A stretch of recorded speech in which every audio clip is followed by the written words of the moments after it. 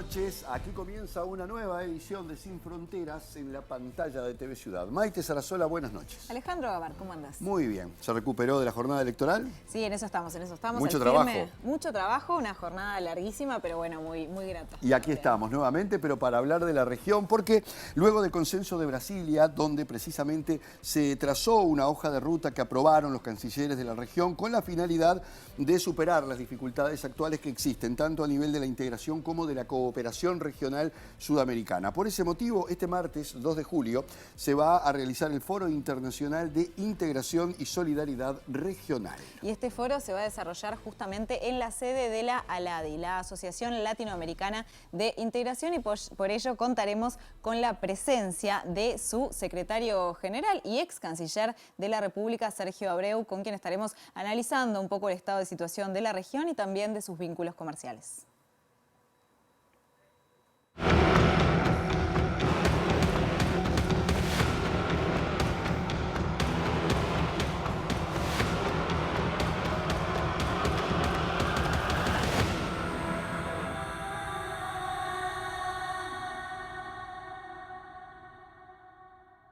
Y como siempre comenzamos el análisis en Sin Fronteras de la mano de Álvaro Padrón. Álvaro, buenas noches. ¿Qué tal? ¿Cómo les va? Muy bien, ¿y tú? Muy bien. Bien, bien. También jornada larga para ti también Sí, ayer, ¿eh? sí, hoy se nos va a notar el cansancio y además tenemos partido, así que vamos a estar atentos en minutos. Está pasando de todo, ¿no? Sí. Junto. Sí, se discutió mucho eso, ¿no? De que el impacto del fútbol, el frío, las vacaciones, cómo eso afecta a la política, ¿no? Y la participación popular, en fin. Vamos a ver, esperemos que no afecte el foro de mañana. Vamos a ver, y justamente sobre ese foro vamos a conversar, Álvaro. Un foro que se realiza en un momento donde quizás si miramos la integración regional hay algunos cortocircuitos, ¿no? En ese sentido, entonces, ¿cuál es la importancia de realizar este foro que se llevará adelante mañana aquí en Montevideo? Y justamente por eso, ¿no? Como una contribución a complementar los esfuerzos que hacen los gobiernos. No es una reunión gubernamental, digamos, es una alianza para construir una plataforma entre organizaciones que ya existen, que tienen perfiles distintos, especialidades distintas y que, sin embargo, todas son de carácter regional. Esto es muy importante, ¿no? O sea, la región tiene un patrimonio institucional que lo utiliza poco. Entonces van a tener en minutos aquí al secretario general de la ALADI. El ALADI ya tiene casi medio siglo de existencia, con una experiencia de protocolizar los acuerdos que hay en la región. Entonces es como la casa de la integración, con un perfil quizá un poco más comercial. Lo van a hablar con Abreu, pero creo que ALADI tiene entonces ese aporte para dar. La CAF, ¿no? Le llamamos el Banco de Desarrollo de las Américas, originalmente era la Corporación Andina de Fomento, porque nació en el Pacto Andino. Hablamos mucho del Mercosur y el Pacto Andino es anterior al Mercosur y muy profundo, además, conceptualmente muy interesante. Pero luego la CAF terminó, digamos, siendo como el banco más importante en términos regionales junto con el BID en la región. Para quienes nos están escuchando deben ubicar ese edificio enorme que hay atrás del Teatro Solís, donde está Cinemateca y el histórico Funfun. Es decir, se hizo una intervención de un edificio que demuestra de alguna manera el tamaño y la importancia de ese organismo. Ni siquiera es la sede principal aquí, sin embargo, tiene ese tipo de presencia edilicia, ¿no? Entonces, te diría que así como la ALADI es ese patrimonio de los acuerdos comerciales, la CAF es como el Banco de Desarrollo de la región. Luego está la CEPAL, que es el centro de pensamiento que tenemos en la región, con sede en Chile. La actual canciller mexicana, Alicia Bárcena, fue la secretaria general. El creador es Enrique Iglesias, un uruguayo. Entonces, ahí también tenemos una herramienta regional muy potente. El CEFIR, que es un centro de formación para la integración regional con sede en Montevideo, que fue creado de alguna manera con el apoyo de la Unión Europea, con la idea de que el Mercosur fuera como una especie de versión de la Unión Europea en América del Sur. Tiene como foco la formación en integración regional. Y el último organismo que va a estar presente aquí con su presidente es el Banco de Desarrollo de Brasil, que si bien es de Brasil, tiene una enorme potencia porque puede hacer acuerdos en sus fronteras bilaterales. Y ahí la clave está que bueno, Brasil, país continente, tiene frontera con casi todos los países de Sudamérica, le permite esa herramienta avanzar en temas concretos financiando del lado brasilero la parte que le corresponda en ese acuerdo binacional. Entonces, insisto mucho, la alianza de estas organizaciones que ya tienen legitimidad, que ya son de carácter regional, pueden servir para una complementación con lo que le cuesta tanto a los gobiernos, y más en este momento donde hay dificultades de interlocución. Así que el foro tiene ese sentido. ¿Y de qué se agarra el foro? Del retiro. Ustedes hablaban del consenso de Brasilia. El consenso de Brasilia surge de aquella reunión de mayo del año pasado, cuando Lula convoca una reunión con un nombre muy raro, pero bastante lógico cuando uno vio lo que pasaba, ¿no? Era como una reflexión de presidentes. Por eso retiro en materia de como una informalidad para pensar más allá de lo institucional. Y de ahí sale el consenso de Brasilia y luego los cancilleres arman una hoja de ruta y todo eso parecía que venía muy bien hasta que de golpe vuelve una sensación extraña como de vacío, ¿no? Recuerden que la reunión de retiro es la primera de presidentes de Sudamérica en 9 años.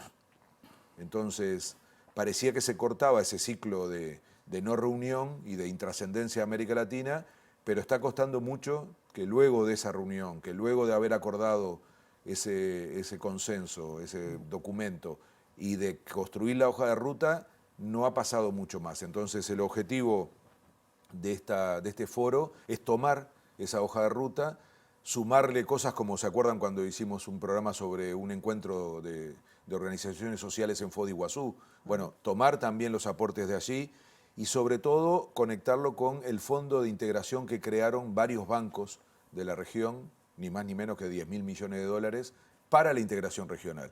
Entonces, es como que la mesa está servida y nadie termina de actuar y esperemos que el foro agregue un elemento de concreción. Álvaro, tú mencionabas, me quedé pensando, ¿no? Que cada organismo tiene una misión, cada organismo tiene sus objetivos. Entonces, en este sentido, ¿cómo ves en qué temas se puede avanzar en conjunto también, ¿no? Porque cada organismo también tiene su hoja de ruta. Sí, es clave eso, ¿no? Porque uno de los problemas de la integración es la falta de materialidad. O sea, la gente no termina de entender para qué sirve la integración. Esto en Europa no pasa, ¿no? Si no, pregunten a los ingleses que se quedaron sin el espacio de circulación de los ciudadanos, de libre tránsito, ¿no? El Schengen, ¿no? Sí, sí, el acuerdo histórico de la Unión Europea que permite que los ciudadanos tengan, sin necesidad de un documento y de visas, recorrer la Unión Europea. Bueno, ese tipo de experiencia que acá la tenemos al revés, cuando hacemos colas 3, 4, 5 horas en un puente, son las que de alguna manera aterrizan la integración a la vida real, ¿no? Entonces, al Mercosur, en El concreto, reconocimiento de los títulos y todo eso. buen punto, ¿no? Sí. O por ir por el lado, fíjate vos, acabamos de hablar de libre circulación, mencionabas el tema educación, puede ser salud también, la necesidad de poder complementar capacidades en la región, donde de pronto una enfermedad más compleja la puedan tratar en algún país donde haya más experiencia y todo eso sea complementario, ni que hablar la pandemia, ¿no? Haber podido negociar en conjunto o tener incluso una vacuna propia. En fin, hay un montón de casos y de ejemplos en donde la cooperación más que la integración.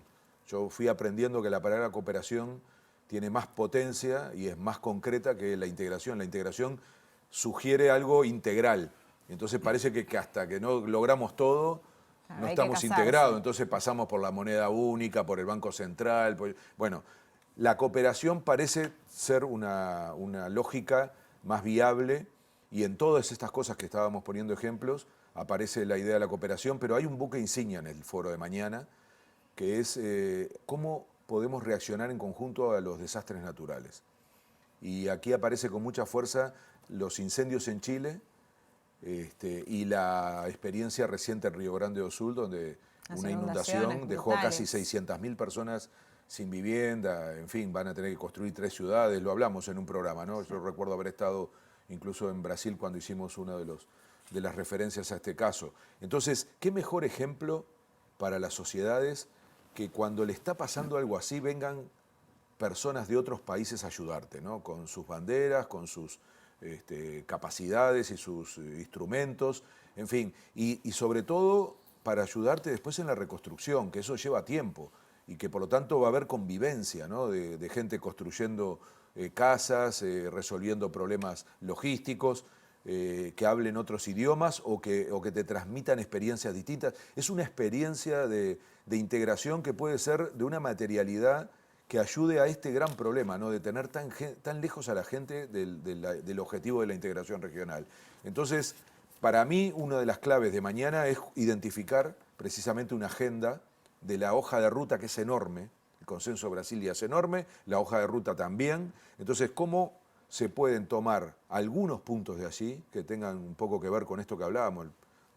Bajar a tierra para empezar a materializar de alguna manera. Para que además le cambie la vida a la gente y diga, me sirvió la integración regional. Porque hasta ahora sentimos que la integración es como un tema comercial, como un tema en donde le importa a los empresarios, si se vende más, si se vende menos, si se tranca una exportación. Y nos cuesta mucho ver, por ejemplo, que la conexión eléctrica que tenemos en la región es gracias al Mercosur, por el Fondo de Convergencia Estructural, el FOSEM del Mercosur, que financió la conexión entre Uruguay y Brasil para que pudiéramos, entre otras cosas, venderle energía cuando le falta a Brasil o ellos vendernos a nosotros cuando nos falta aquí. Y bueno, nos ha salvado la vida de ANCAP, por ejemplo, cuando tuvimos problemas del precio del petróleo, le terminó vendiendo muchísimo petróleo a UTE porque UTE le estaba vendiendo energía, entre otras cosas generada por la central digamos, térmica. Entonces, ya hay una interconexión en muchos sentidos, no solo eléctrica, que está financiada por la integración regional, pero nos cuesta mucho que eso llegue a la gente y lo vea como un resultado de la integración. Te diré que nos pasa a todos de que no escuchamos a la gente común hablar del Mercosur. No. Directamente no lo consideran. Y las veces que yo he escuchado hablar del Mercosur con anterioridad, cuando estaba más en boga el tema, la idea era esta que vos planteás. ¿De qué me sirve el Mercosur? Y si tengo que hacer una cola para ir a la Argentina, a Buenos Aires, sí, bueno, en fin, todo eso. Y hablando del Mercosur, estamos a pocos días de la cumbre. Ya se han anunciado ausencias, pero también una confrontación bien marcada. Hace unos días el presidente Lula decía que Milei debía pedirle disculpas, no a Lula solamente, sino al pueblo brasileño. La respuesta ha sido hace pocas horas de Milei, de que bueno, son delirios de un zurdito inflado por el ego, en referencia a Lula da Silva. Ahora sabemos que Milei no solo no va a ir a la cumbre, sino que tiene previsto el próximo fin de semana reunirse con Jair Bolsonaro en lo que a todas luces parece como una actitud relativamente provocativa, ¿no? Sí. ¿Qué panorama nos deja esto, Álvaro? Y es complicado y negativo, porque en realidad es todo lo contrario a lo que necesitamos, ¿no? Necesitamos a la región en condiciones, no de estar de acuerdo en todo, ¿no? Es un aprendizaje que hemos tenido, es que no hay que esperar afinidades absolutas y mucho menos ideológicas. Está bien, una cosa es no coincidir con las políticas, otra cosa es esto del agravio, que de es una ya confrontación es directa, sí, ¿no? Sí, sí. Bueno, es Milei en su sentido más pleno, ¿no? Y lo está haciendo no solo en este caso con Brasil, lo hace con España. Y pasó también en la región con Petro, Colombia, también con México, habló de AMLO como si fuera un ignorante. Sí, sí. Un historial. Lo hace con Estados Unidos, ¿no? Metiéndose en la interna de la elección, visitando a Trump y no al presidente actual. O sea, estamos frente a un personaje que ya es suficientemente complejo para la interna argentina y parece haber elegido el escenario internacional como una especie de válvula de escape a algunos problemas que tiene internos, ¿no? Dedica casi la mitad de su tiempo a viajar y no por razones que tengan que ver con el interés del país. O sea, recibir premios, a ir a eventos de la ultraderecha, es lo que va a hacer en Brasil, ¿no? Entonces, la gran pregunta ahí es cuánto aguanta Argentina a un presidente así y los intereses de Argentina. No estoy hablando simbólicamente del pueblo, y estoy hablando incluso los sectores económicos, ¿no? Los intereses empresariales, los que están, entre otras cosas, dependiendo, por ejemplo, de Brasil. La mayor dependencia que tiene Argentina hoy no está en las amistades de Milei, porque, por ejemplo, depende muchísimo de China. Claro. y ha dicho cosas también bastante fuertes sobre China. Hay que ver si ahora viaja el 4 de julio, los chinos se la hacen a propósito de llevarlo El Día de la Independencia. el Día de la Estados Independencia. Unidos. Entonces, y depende muchísimo Argentina de Brasil, o sea que... Sí, de momento es importante aclarar que por ahora, al menos los vínculos comerciales no se han visto afectados por estos cortocircuitos causados por las actitudes de Milei, de momento. Pero tiene un límite, ¿eh? Tiene un límite y si bien en Brasil obviamente van a cuidar también los intereses brasileros en términos comerciales, hay un punto en donde estas cosas afectan, sobre todo por lo que estábamos conversando antes, ¿no? De cómo se fortalece la cooperación. La cooperación no es un nombre lindo para, no sé, ponerle a una tarjeta. Es la materialidad de que luego vos puedas hacer cosas que no puedes hacer con otra parte del mundo.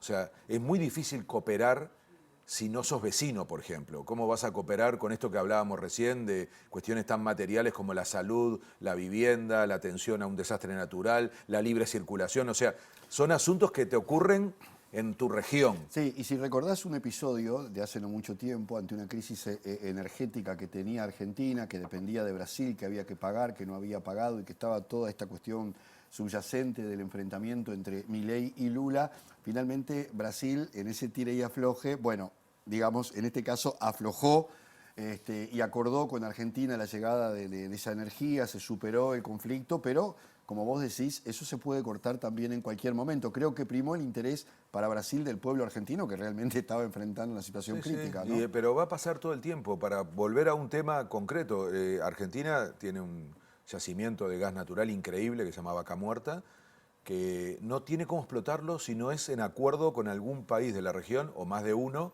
que también le garantice que ese gas lo va a consumir, o sea, se lo va a comprar. Para lo cual hay que construir gasoductos carísimos y esa inversión o la hacen los demás países o muy difícil que la haga Argentina. Entonces, tenemos todo para ganar si cooperamos y todo para perder si nos enfrentamos. Entonces, y te repito, acabo de mencionar cosas que son de materialidad de intereses, pero hay otras que son intangibles, pero son valiosísimas, como los temas culturales, como los temas, por ejemplo, de posicionarnos en foros internacionales de manera conjunta. La cuestión cultural en ese sentido, Álvaro, la destacó muchísimo cuando tuvimos a Mujica acá en Sin Fronteras, ¿no? ¿Te acordás? Sí. Ese patrimonio cultural compartido en la región. Y en ese sentido, ahora seguimos con el Mercosur, pero preguntarte también cuál es el rol de Mujica en este foro que se va a realizar mañana. Y es clave, es muy bueno que me lo preguntes porque sería muy injusto pensar en ese foro sin referirse al papel de Mujica. De hecho, el foro se organiza a pedido de Mujica porque iba a ser originalmente en Chile, porque le toca a Boric en este momento, al presidente chileno, la gestión del retiro, digamos, versión este año. O sea, va rotando cada 6 meses la presidencia de esa experiencia sudamericana y ahora termina Boric y se la pasa a Colombia. Entonces, originalmente Boric invitó a Mujica a ir a Santiago a lo que sería la siguiente cumbre de presidentes. Luego decidió hacer un foro más informal y mantuvo la invitación. Fue cuando Mujica se enferma y le pide que lo disculpe, que no puede viajar, pero toma la iniciativa de decir si no se haría en Montevideo. Y acá está el origen de esta reunión que vamos a tener mañana. Entonces, de hecho, contará con la presencia de Mujica, también va a estar el expresidente Sanguinetti. O sea, es un encuentro amplio. Muy amplio. Estaba convidado Enrique Iglesias, que acaba de tener un problema de salud en Madrid y no pudo viajar, pero va a estar el expresidente Santos, de Colombia, está el presidente Peña, de Paraguay. O sea, aquí aparece una de las recetas. ¿Se acuerdan cuando hicimos el programa? ¿Te acordás cuando hicimos el programa me lo decías ahora, con Mujica por el libro? Él ponía como una de las prioridades el tema de la pluralidad. O sea, necesitamos que la próxima etapa de integración regional sea plural. Él habló de su relación, por ejemplo, con el propio Santos y con Piñera, ¿no? Que estaban en las antípodas. Sí, porque él insiste que para construir integración regional hay que ser capaz de contener la diversidad, primero lo que digan para las que urnas. Se sostenga, lo que digan, claro, y en el tiempo, ¿no? Esta también es una receta que los europeos han utilizado, ¿no? De hacer trascender la agenda de la integración regional más allá de periodos y de ciclos políticos. Entonces, la pluralidad es clave. Otra clave es evitar que el consenso te paralice. O sea, pueden ser que algunos de estos temas que nombramos los tomen 3, 4, 5 países o 2. Y así está bien. Y así funcionará. Y el que luego pueda se suma. el aterrizaje a temas concretos y no a grandes objetivos que luego no se cumplen, el no crear instituciones nuevas, y por eso es tan importante usar las que ya existen.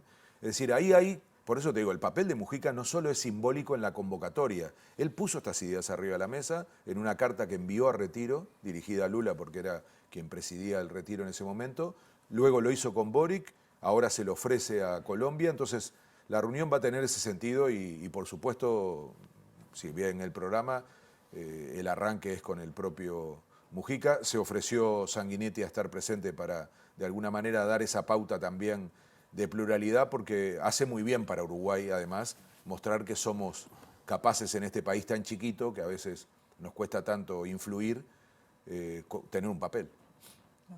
¿Y qué expectativas, volviendo un poquito al tema del Mercosur, y ya pasamos a hablar un poquito también de las elecciones, pero qué expectativas tenés respecto a la cumbre? Y pocas, ¿no? Que ahí recordemos que Uruguay pasa a tener la presidencia pro tempore. Sí, pero bueno, justamente en una conversación que tuvimos con Peña había una enorme preocupación de lo que se acaba de confirmar, cómo juntar a todos los presidentes, ¿no? ¿Está preocupado Peña con eso? Está preocupado y está cumpliendo un buen papel Paraguay. Paraguay ha encontrado un equilibrio en donde de alguna manera tomó la cultura uruguaya de plantear con firmeza las cosas, pero no hacer olas, y nosotros pasamos un poco a la contraria, ¿no? Es consciente Paraguay de que está en una situación como la de Uruguay, ¿no? Ya lo hemos hablado, eso en cuanto a las dimensiones, al tamaño y a la dependencia de los dos grandes. Pero aprendió porque en una época, sobre todo al inicio del Mercosur, era como una queja permanente, esa sensación de que todo el tiempo reclamaba atención. Entonces, ahora está teniendo una estrategia muy inteligente que está dando resultado y está cumpliendo un rol de liderazgo, y de hecho lo va a hacer la semana que viene. Pero los problemas no son, yo sé que ahora llama mucho la atención todo lo que hace Milei, ¿no? Y particularmente este último gesto en relación a Brasil y anunciar de que no va.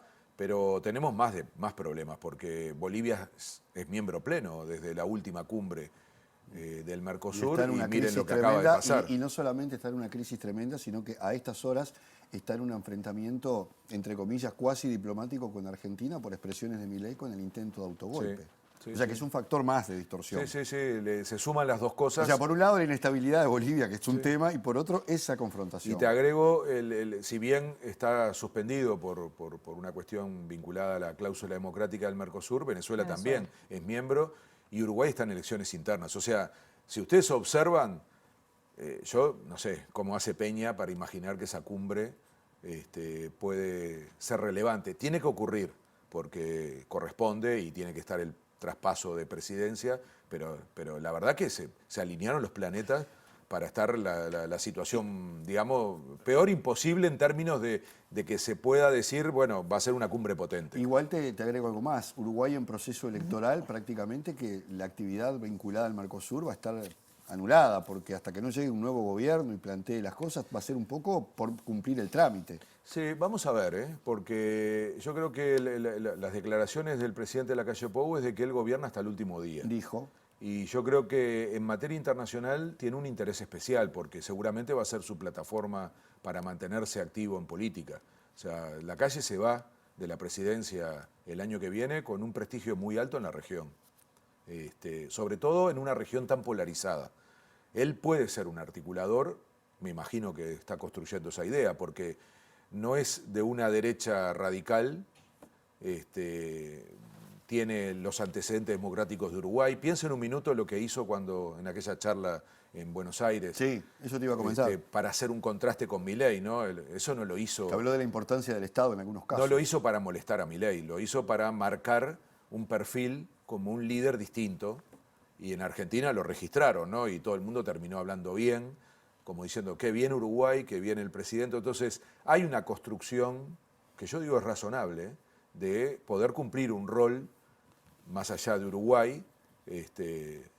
Los expresidentes luego tienen si quieren volver, tienen una laguna importante. Aquí no hay reelección en Uruguay, una constitución muy sabia la nuestra, pero que al mismo tiempo deja ese espacio en donde generalmente las iniciativas o son de política local y es difícil, o tienen este carácter de ser, digamos, una referencia de carácter internacional y regional, y la verdad que no abundan líderes que jueguen ese rol intermedio de consenso, que tengan además un país cuya política respalda y la imagen respalda ese papel. Entonces, yo creo que va a ser un esfuerzo el gobierno uruguayo. Me parece que el canciller está también dando el tono de ser alguien cuidadoso, donde... la verdad que si tengo que decir, priorizaría que no se les ocurra nada muy nuevo, ¿no? O sea, que no tomen iniciativas... No innovar. No innovar, no estar planteando otra fantasía, estilo TLC con China o acuerdo con Estados Unidos. O sea, eso sería, la verdad, una imagen otra vez, y que no pase algún mamarracho de estos que nos generó, digamos, desprestigio en la región, ¿no? Eso sí que lo está teniendo que remar, no solo en la región, sino en el mundo. Pero bueno, Uruguay se merece, en un momento tan complejo, primero la región merece un Uruguay mejor, que ayude a acercar, a tener consensos, diálogos. Eso lo hizo siempre Uruguay. Se dan cuenta que yo mencioné varios organismos, muchos de los cuales tienen sede en Uruguay. Eso lo avala la institucionalidad del Uruguay también, porque no es el tamaño, es decir, bueno, un país que funciona tan bien institucionalmente tiene por lo menos un respeto en su palabra. Hay que recuperarlo y ojalá este semestre contribuya a eso y que se deje libre al próximo gobierno, sea del partido que sea, para que volvamos a tener una política exterior que no solamente le sirva a Uruguay, sino que le sirva a la región, que es una forma también de que le sirva a Uruguay. Álvaro Padrón, muchísimas gracias. Bien, en el próximo bloque estaremos recibiendo entonces al ex canciller y secretario general de la ALADI, Sergio Abreu. Quédense que ya venimos.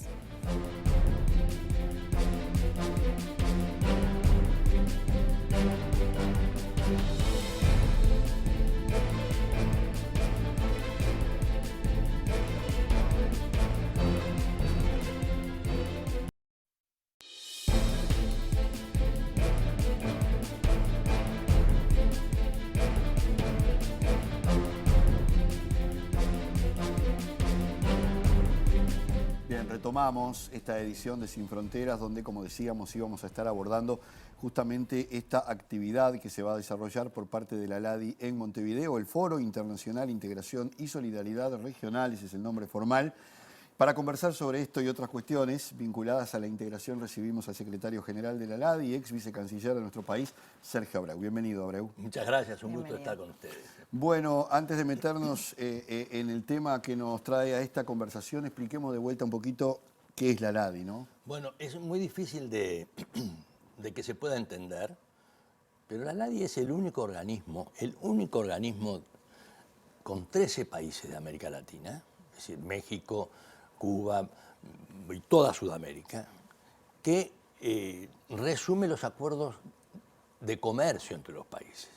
Por ejemplo, dentro de la ALADI está el Mercosur, o está la Comunidad Andina, es decir, todo aquello que significa la liberación de comercio, aumentar la integración, hacer acuerdos cada día más modernos y profundos en la nueva realidad, pero sobre todo, la ALADI lo que tiene es que es un organismo de la misma naturaleza que la Organización Mundial de Comercio. No tiene ideología.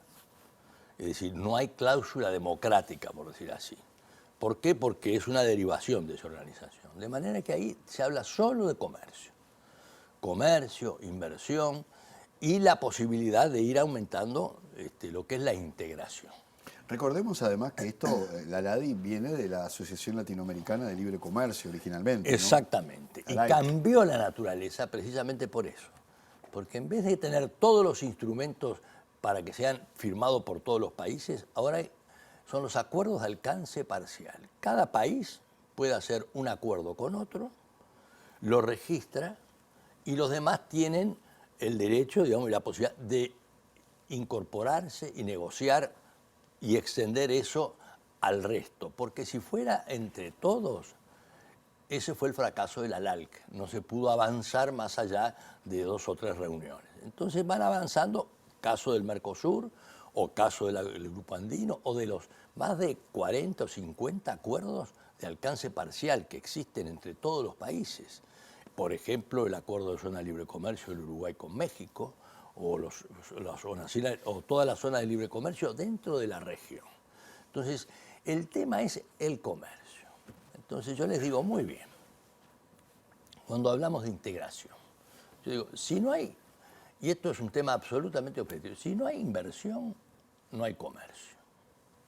Si no hay comercio, no hay empleo. Si no hay empleo, no hay paz social.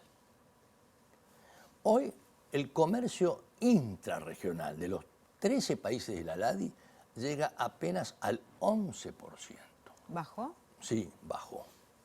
Bajó no mucho porque tampoco fue muy alto. Estaba en un 12. En 12, 13, 15 llegó a estar. Y frente al 60 o más del 60% de la Unión Europea o los países asiáticos que superan el 60%, es decir, hay un vacío donde el 54% del empleo es informal. ¿Qué quiere decir eso? Que no tienen ni derechos de jubilación ni de salud. Países como Bolivia tienen 83%, perdón, Perú 70%, el Uruguay de los que tiene menos porcentajes, un 22, un 21%, pero ni siquiera tienen derechos básicos. Es una brecha social en el continente más desigual del planeta. Entonces digo, muy bien, si queremos que haya prosperidad y que el comercio aumente, vamos a tratar de dinamizarlo entre nosotros. Y ahí está la dificultad, porque estamos muy atrasados en los temas digitales y en los temas de facilitación de comercio. Cualquiera que me vea hoy va a decir, ¿y qué quiere decir esto? Es muy sencillo.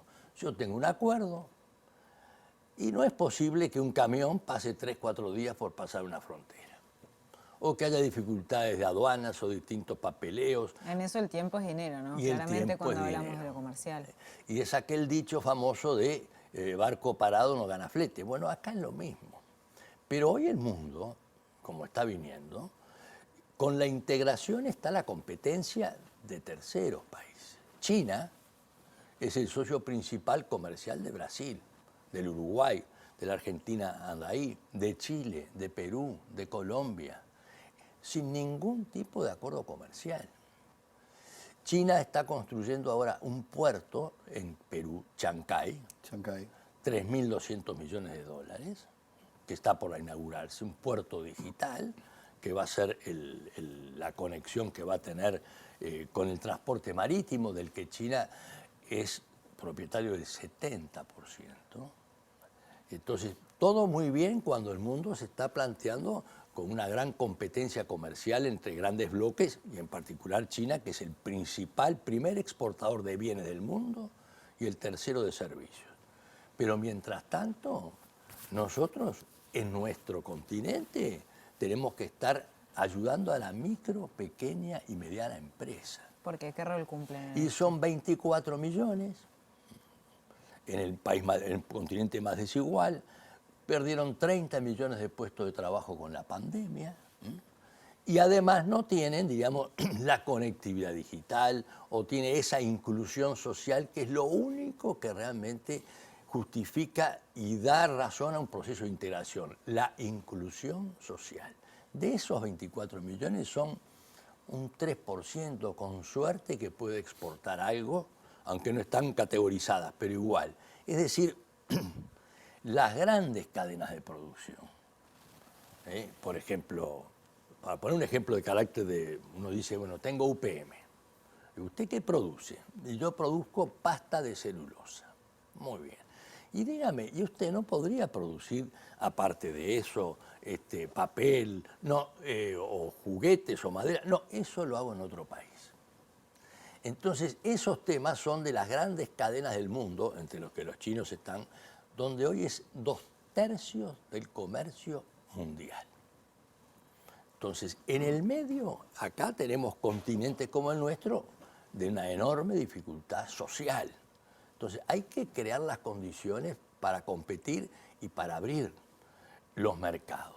Hay nacionalismo, pero hay burocracias tremendas como este tema de los pasos de frontera, el tema de los temas ambientales, la hidrovía Paraná-Paraguay.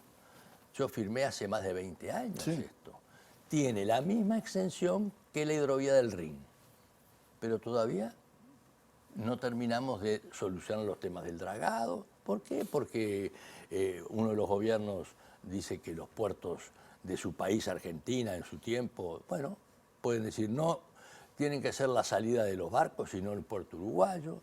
Ya tenemos la soja brasileña que quiere salir por el río Paraná y tenemos la segunda y tercera flota mundial de barcazas. Sin embargo, no tiene ni ambientalmente el tema adecuado, ni siquiera esa voluntad política de decir, por lo menos la solidaridad con dos países que no tienen salida al mar, que no tienen costas, que son Bolivia y Paraguay, que por ahí deben salir. Esto no es una crítica pesimista, digo, es un realismo que digo, acá hay liderazgos que ejercer. Yo hasta recién tuve una entrevista con una embajadora de Brasil muy importante que va a estar mañana, la directora.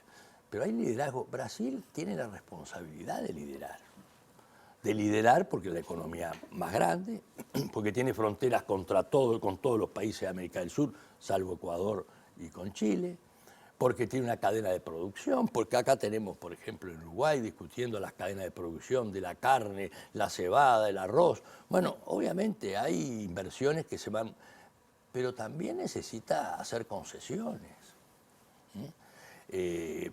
Agilizar este tema de la Laguna Merín, por ejemplo, que la tenemos hace más de 50 años. Y la hidrovía, que no digo ya, los 30 años. ¿Con qué digo esto? Porque esto, lo de estas reuniones de mañana y pasado, es la visión de la LADI. Y lo que yo les voy a decir, acá están los instrumentos. Ustedes pueden hacer los acuerdos que quieran. 2, 3 países digitales, de transporte, de infraestructura, lo que quieran, pero hagan algo. Fírmenlo, porque la integración dejó de ser un aspecto declarativo, es una especie de, yo a veces lo defino medio duramente, hoy podría ser una especie de anarquía ecuménica sentimental.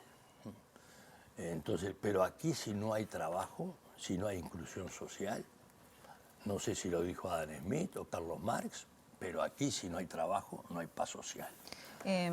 Abreu, usted mencionó, vamos a seguir metiéndonos con el tema del foro, pero sí, quiero aprovechar que usted mencionó a China y preguntarle cómo está, por ejemplo, el vínculo con Estados Unidos y con la Unión Europea. Bueno, es muy buena esa pregunta, porque China ingresó a la Organización Mundial de Comercio en el 2001.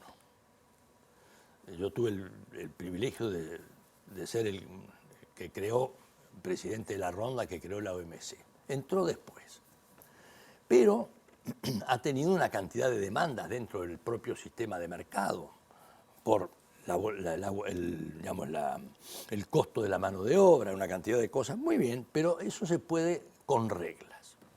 El otro día digo hace un mes y medio, estuvo la directora de la Organización Mundial de Comercio, una señora africana de Ghana muy inteligente, muy capaz, y dice, bueno, todavía no tenemos un acuerdo agrícola firmado, que lo firmamos nosotros con la Unión Europea. Y China lo que realiza, cosa que concretó en la presidencia nada menos que el presidente Trump, administran comercio entre ellos. Es decir, bueno, yo le saco el aluminio, le bajo esto y yo tengo el tema de los kits para la computación, y entonces hay una competencia de otra guerra fría. Y esta guerra fría es tecnológica, es productiva, y todo eso China lo va llevando con la competencia de Estados Unidos, que ahí es donde están, algunos hablan de un mundo bipolar, otros de multipolar, pero Europa no está en el primer nivel del diálogo de la productividad. La brecha productiva está de la mano de la tecnología, de la brecha digital y después, obviamente, la brecha social.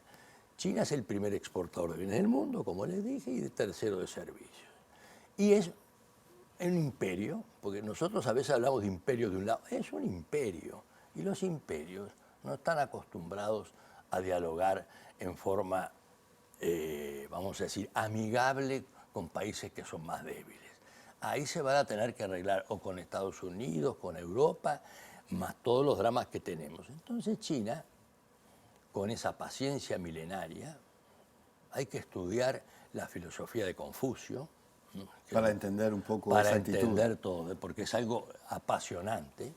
Confucio dijo 500 años antes de Cristo, no hagas a los demás lo que no te gusta que te hagan a ti. 500 años. Entonces, cuando todo esto va, esa paciencia de la autoridad, las virtudes, y eso no es un tema. La educación china, que es el gran drama que tenemos en nuestros países, es el nivel de educación para la competitividad.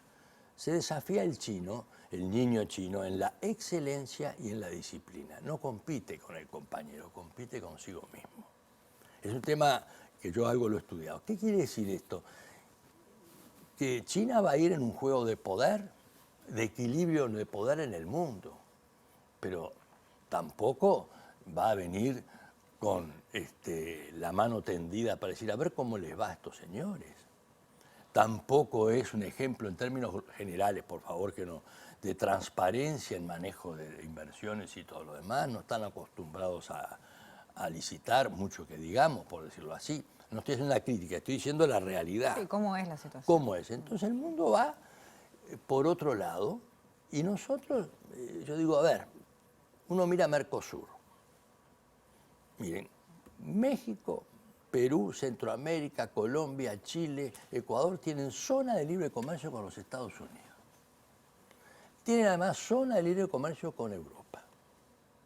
Y hoy Costa Rica, Ecuador, Perú y un cuarto más tiene otra zona de libre comercio con China. ¿Y Mercosur? Y Mercosur, le digo yo, y Mercosur no tendría que salir de la irrelevancia. ¿Y por qué no sale? Y ahí viene este motivo de la reunión, que es el consenso de Brasilia sobre la construcción de armonías. Y la administración de los liderazgos. Las simetrías es muy importante. Hay dos países que están condenados a entenderse entre nosotros. Argentina y Brasil. Hacen lo posible.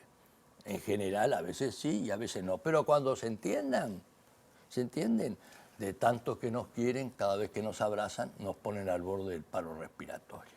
¿Qué peso está teniendo lo político en lo comercial, Abreu, en esta época? Debería tener mucho menos. El ejemplo más claro es UNASUR. El fracaso de UNASUR se debió a determinados alineamientos, por decir así, de un lado y del otro. Hoy el comercio ya tiene un desafío muy importante y lo político se está debilitando por los principios del derecho internacional. Yo me eduqué, y el Uruguay se ha educado, en el principio de no intervención, de autodeterminación. Ahora, ustedes saben, simplemente hay presidentes en muchos lados que lo primero que hacen es adjetivar al otro presidente, insultarlo, descalificarlo, decirle qué está haciendo ese país. Y eso crea una ruptura nada menos que en las cabezas que los que conducen. Y después está el doble discurso, de los que dicen, no intervengan en mis asuntos internos, pero yo intervengo en los asuntos de los demás. Es decir, yo le llamo la hipocresía moral. Y nosotros que somos el país, pero en Aladi, sobre todo el Uruguay, que es país, siempre fue un partidario de la no intervención. El Uruguay tuvo la iniciativa en América con la invasión de Santo Domingo por parte de Estados Unidos en 1965. Se aprobó después en Naciones Unidas. Una cláusula de la Asamblea 2024, el principio de la autodeterminación. Pero ahora nadie respeta ese tema. Ni siquiera es un tema ideológico, es un tema a veces de humores, de presidentes que se les ocurren decir lo que quieren. Pero una cosa es que yo diga algo de un país grande y otra cosa es que un país grande diga yo voy a forzar la mano en este tema porque los países pequeños no tienen otra defensa que el derecho y la seguridad jurídica. Y esto es un tema motivo de esto, que es la construcción de armonías. Presidentes, trabajemos en algo que ayude a la gente, en la frontera, en la pequeña empresa, en la infraestructura, en los acuerdos, en la inclusión social. Mientras tanto, parecería como que la irrelevancia nos va llevando a no tener un discurso o una presencia relativamente unificada. Esos son los desafíos del encuentro de mañana. Exacto, y eso es muy interesante el encuentro porque tiene que ver también con el tema ambiental, el desarrollo sustentable, es decir, todo lo que es algunos de los aspectos que más dificultades tiene la integración y el comercio exterior. ¿Qué nos dice Europa? Le dice a Brasil, no, yo no le voy a hacer el acuerdo porque usted tiene deforestación y tiene esto y lo otro. Sí, todo muy bien, pero las napas de Europa están todas contaminadas hace muchos años por los agroquímicos y todo lo demás, pero son todas excusas para proteger sus economías. Y además que, perdón, pero ahí Europa no llegó a donde están, los países europeos no llegaron a donde están y no se desarrollaron a base de energía solar o eólica. Exacto. Entonces, todo esto que es un enorme desafío, también lo necesitamos, pero avanzar. Antes se decía que va en buen destino, está en la verdad. No, es que está orientado y llega tarde, hoy no llega. Y lo digital, hay un acuerdo de Chile, por ejemplo, con Nueva Zelanda, con Singapur, donde hay normas hasta tributarias sobre los temas digitales. Estamos atrasados en esto. Y a mí la preocupación, y nadie va a pensar... ¿Nosotros, Uruguay? No, atrasado no, la región, la región, sí, en general. Porque además todavía quedan algunos tipos de enfrentamientos y resentimientos. Yo bromeaba mucho con CELAC, que es un tema, pero eso es un diálogo político. Yo la última vez que fui, lo digo con total respeto, pero ya no estoy trabajando sin anestesia, trabajo, ¿no? La última vez que fui dije, pero ¿cómo? Si esto parece una discusión en un apartamento de los gastos comunes de copropietarios. No había, a ver quién era que más le pegaba al otro. Pero cosas muy duras, y no estoy hablando de gobiernos de un lado o del otro, hablando de gobiernos incluso de la misma orientación. Entonces digo, pero así no se construye nada. ¿Y qué es lo que pasa, más allá de lo que pueda haber? La gente, yo que soy hijo de inmigrante, así que conozco lo que es trabajar y hacerse del esfuerzo, la gente dice, pero a mí no me dan solución. Y empiezan a votar por bronca. Voy a votar contra fulana, contra fulano, contra esto. Y dígame, ¿y usted qué le parece que, a favor de qué? No, primero me voy a sacar a esta gente de arriba. Entonces sale uno, sale el otro, y la construcción de las armonías, ¿qué es esto? Tiene que estar por encima de los gobiernos. Tiene que estar a entenderse en algo, coincidir. No es aquello de que sea ideológicamente, es en la estrategia, en la visión de región. Si no, la integración sigue siendo algo más sentimental que práctico. El hecho de que estén presentes, por ejemplo, mañana los expresidentes José Mujica y Julio María Sanguinetti tiene que ver también con claro, este mensaje. Es muy importante porque va a estar también el presidente del Paraguay con un mensaje, va a estar el expresidente de Colombia. Uno puede decir, esto está flechado. No, la flecha viene exclusivamente de los que permiten que los demás puedan decir, aunque no lo tengan esa intención, pero hacerle la pluralidad un ejercicio de carácter permanente. Y viene la ministra de Chile, de Colombia, de Medio Ambiente, se va a crear un clima, un mensaje de Naciones Unidas de la mujer, de la embajadora Baeza, es decir, todos van tratando de crear esas condiciones. Esto no es la varita mágica, es una señal. Vayan donde tienen los instrumentos. No están en la CEPAL, no están en la comunidad andina, no están. Los instrumentos están acá. Agarren, yo le llamo así, la bicicleta de las ruedas redondas. Ahora, ¿quieren andar de bicicleta ruedas cuadradas? Bueno, pero los instrumentos en esto hoy de inclusión social no tienen ideología. Son las micro, pequeñas y medianas empresas que están condenadas a sumergirse si los países siguen jugando a los grandes enfrentamientos globales o a viejos modelos de estructuras ideológicas que ya están todas relativizadas por la realidad, ¿no? Y Abreu, le pregunto, no como secretario general de ALADI, sino como ex canciller quizás.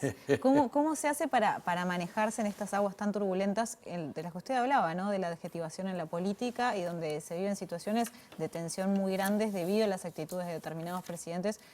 Pongo el ejemplo de Javier Milei, no le pido que hable puntualmente de eso, pero que generan cortocircuitos muy fuertes. que quizás... Y los países pequeños tienen el derecho, y tienen el derecho como gran, vamos a decir, los principios, que no son cosas en el aire, sino que son principios, pero tienen además, que esa es mi preocupación como profesor de posgrado, con los jóvenes, que le digo, miren, hay que desarrollar el pensamiento crítico. Crítico quiere decir una reflexión sobre la realidad, y el pensamiento estratégico. Un país como el Uruguay, Paraguay o países más chicos no pueden quedar resumidos al resultado de una elección. Todo se juega a ver quién gana, quién pierde, en varios lados quién es reelecto o no reelecto. Pero ¿y cuál es la señal de una continuidad de la estrategia del país? La tenemos, el pensamiento, Gerardo Caetano, con el cual tengo una relación, dice, la mirada larga. La mirada larga no la tenemos. Y la mirada larga no la ponemos, la impone la vuelta, por decir así. Todo lo que significa cadenas de producción, inversiones, bueno, el tema de los subsidios de la pesca, el mundo entero. Y nosotros decimos, bueno, y Mercosur, por ejemplo, y esto lo digo como reflexión, si no tiene acuerdo con nadie, ¿no debería tener una presencia más activa en materia comercial? ¿Y cuál es el problema? Y nos vamos a reducir a ver qué le dice un presidente al otro, o al otro qué le contesta.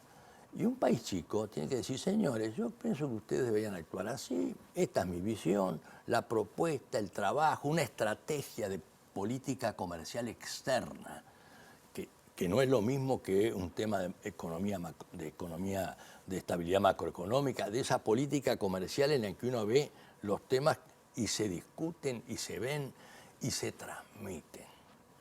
Y mientras no transmitamos eso, cada gobierno, cualquiera sea en cualquiera de estos países, se siente en la etapa fundacional. Hoy empezamos lo nuevo. Y sabe que terminamos haciendo cursos intensivos de vicios viejos. Hay que ver qué pasa en la cumbre, entonces. Por eso hay que... Bueno, pero esa es una responsabilidad, hay que tener iniciativa, respeto, inteligencia molesta, yo le llamo la inteligencia molesta, y lo digo no por mí, sino porque el Uruguay siempre fue un país que se distinguía. En el GATT, el famoso embajador Lacarte Muró, tiene hasta una sala con su nombre. ¿Y por qué? Porque era un hombre profesional que trabajaba. Y bueno, acá es lo mismo. Uno tiene que ganarse el respeto. El respeto. Y a veces ni siquiera tiene que ganarse el respeto de los que no son respetables, pero se lo tiene que ganar igual. Porque esa es la seriedad y esa es la diferencia. Miren, lo digo con un hecho objetivo. Yo fui a la asunción de Lula, del presidente Lula. Y tengo buena relación, y aparte como Aladi. Y bueno, me decían todos, miren, el presidente Lacalle con el presidente Mujica y el presidente Sanguinetti. Vienen caminando juntos y vienen sin armas entre ellos, porque los otros, fui a otra asunción de cargo, bueno, había un canciller que decía, yo me voy porque vino fulano. Más allá de eso, esa sensación, uno tiene que tener ese pluralismo constructivo, pero acá el gran desafío, vuelvo a insistir, es la inclusión social, no hay otra. Y lo único que tenemos que hacer es que los países entiendan que la integración pasa por ahí, no pasa por un discurso de 24 horas, ni un gobierno que cambia de forma, digamos, fantasiosa. Y digo esto pues es muy fácil hablar de afuera, pero yo lo veo en Aladi, lo veo con un poco de angustia, les digo. Muy bien. Abreu, vamos a guardar esta foto porque dicen los compañeros de producción que no es común que 2 hinchas de River sean mayoría en esta mesa, pero bueno, hoy tocó. Pero bueno, sí, nosotros por suerte, los hinchas de River, como yo digo, nosotros no tenemos barra brava, tenemos barra breve. Barra breve. Somos, pero de todas maneras, todavía disfrutamos de ir al fútbol, sí, señor, y tomar unos mates en tribuna sin tener mucho problema como en otros lados. Muchísimas gracias Un por gusto, acompañarnos. muchas gracias por el... Les recordamos entonces que mañana se desarrolla este Foro Internacional Integración y Solidaridad Regional Desafíos del Consenso de Brasilia. A ustedes les agradecemos como siempre por acompañarnos. Nos vamos. Nos vamos. Chao. Muchas gracias. Hasta el próximo lunes. Chao. Gracias.